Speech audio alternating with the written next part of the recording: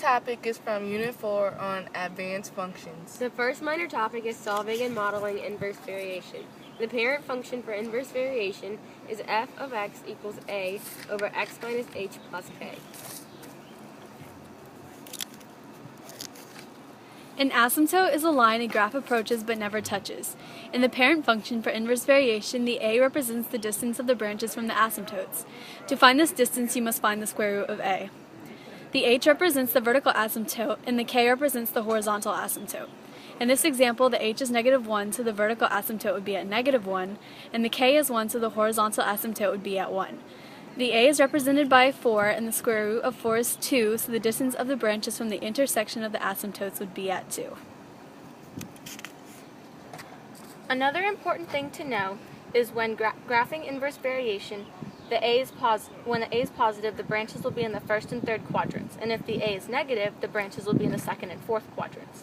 In this example, the vertical asymptote is -1, the horizontal asymptote is -2, and the distance of the branches from the asymptotes is the square root of 3, or about 1.73. Our next minor topic is solving radical equations. A radical equation is an equation with a square root, cube root, etc. An example of a radical equation is the square root of x plus 1 equals x minus 1. The goal in solving radical equations is to find the value of x. The very first thing you would do would be to square both sides to get rid of the square root above x plus 1. When you do this, you are left with x plus 1, x equals x minus 1 times x minus 1.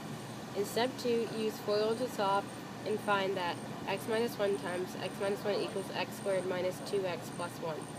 In step 3, you begin to solve like a regular equation by subtracting 1 from both sides to be left with x equals x squared minus 2x.